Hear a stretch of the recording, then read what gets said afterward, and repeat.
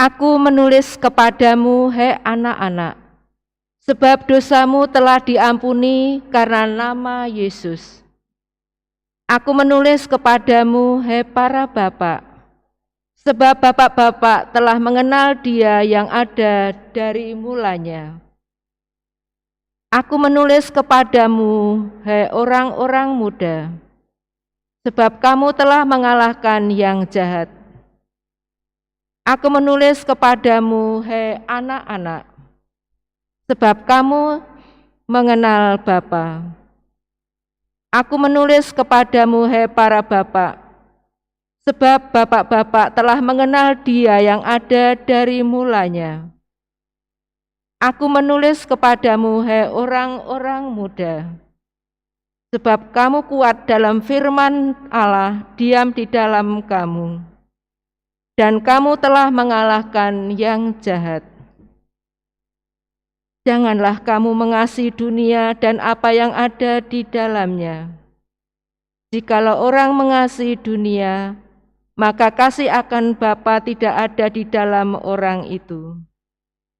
Sebab semua yang ada di dalam dunia, yaitu keinginan daging dan keinginan mata serta keangkuhan hidup, bukanlah berasal dari Bapa, melainkan dari dunia. Dan dunia ini sedang melenyap bersama keinginannya. Tetapi orang yang melakukan kehendak Allah tetap hidup selama-lamanya. Demikianlah sabda Tuhan. Biarlah langit bersukacita dan bumi bersorak-sorai.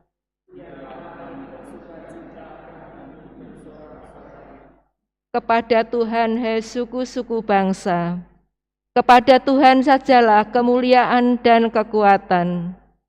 Berikanlah kepada Tuhan kemuliaan namanya. Biarlah langit bersukacita dan bumi bersorak-sorai. Bawalah persembahan dan masuklah ke pelatarannya. Sujudlah menyembah kepada Tuhan dengan berhiaskan kekudusan. Gemetarlah di hadapannya, hai seluruh bumi. Biarlah langit bersukacita dan bumi bersorak-sorai. Katakanlah di antara bangsa-bangsa, Tuhan itu Raja. Dunia ditegakkannya tidak akan goyah. Ia akan mengadili bangsa-bangsa dalam kebenaran.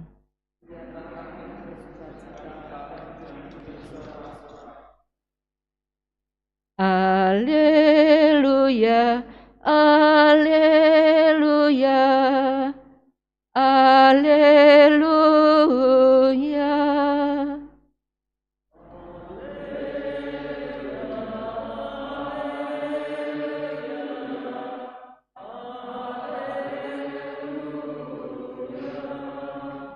Marilah hai para bangsa, sujudlah di hadapan Tuhan.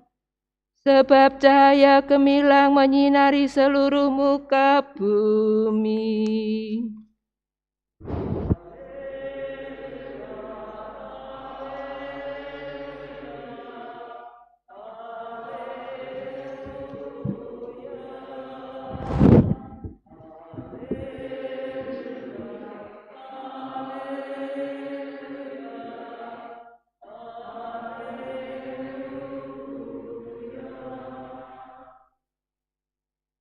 Tuhan bersamamu. Inilah Injil suci menurut Lukas.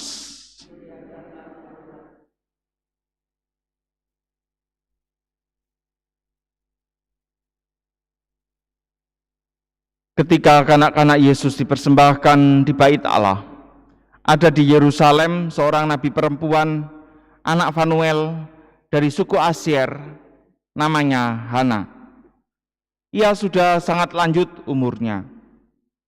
Sesudah menikah, ia hidup 7 tahun bersama suaminya, dan sekarang ia sudah janda, berumur 84 tahun.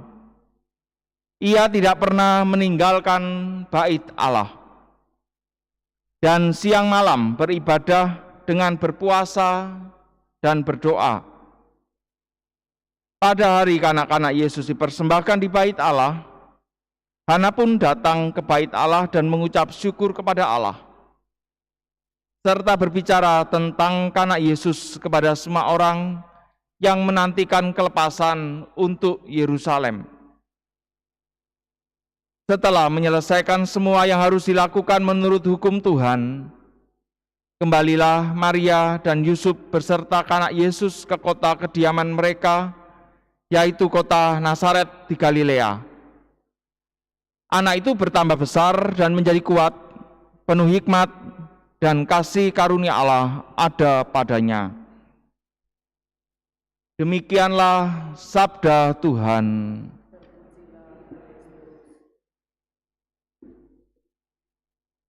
Aku menulis kepadamu, hai anak-anak, hai para bapak, hai orang muda,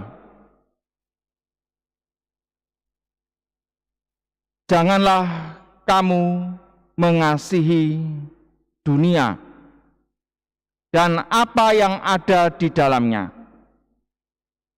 Jikalau orang mengasihi dunia, maka kasih akan Bapa tidak ada di dalam orang itu.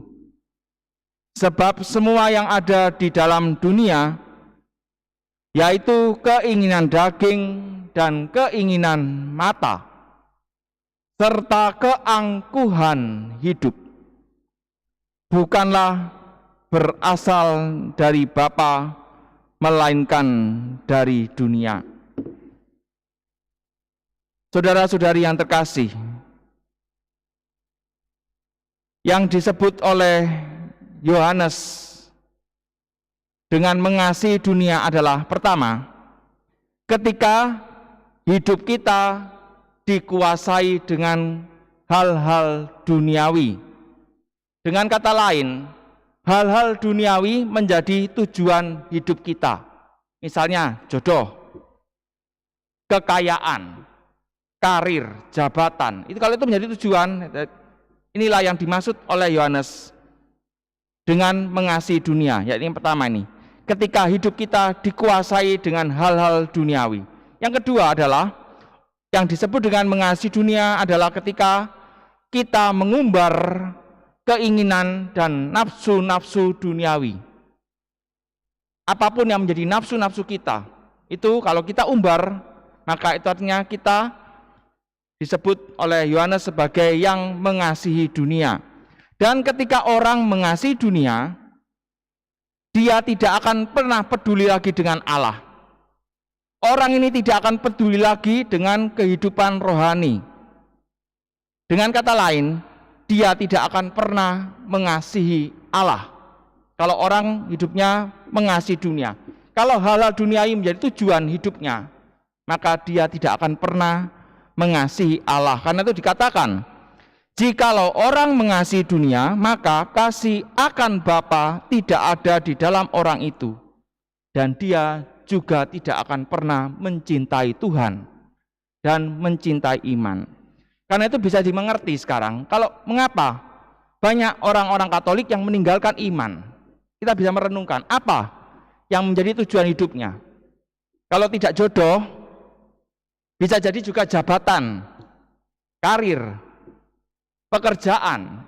Karena itu kalau itu menjadi yang hal-hal ini yang menjadi tujuan hidupnya, maka tidak heran kalau dia akan meninggalkan Tuhan, akan meninggalkan gereja, akan meninggalkan iman hanya demi karirnya supaya sukses.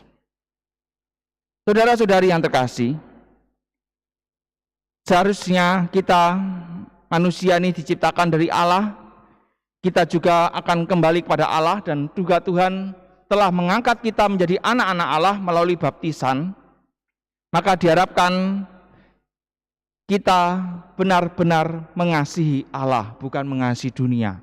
Kalau orang mengasihi Allah, maka dia akan memaknai hal-hal duniawi tadi sebagai sarana untuk memuliakan Allah. Hal-hal duniawi adalah sebagai sarana untuk memberikan kasih kepada sesama. Dan juga hal-hal duniawi akan kita maknai sebagai sarana untuk menjadikan hidup kita menjadi berkat.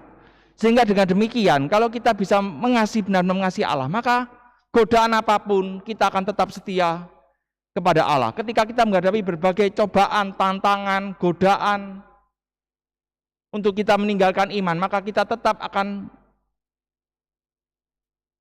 teguh setia kepada Tuhan, akan tetap setia dalam iman. Karena itu inilah yang diharapkan oleh Tuhan melalui tulisan dari Rasul Yohanes kepada kita semua.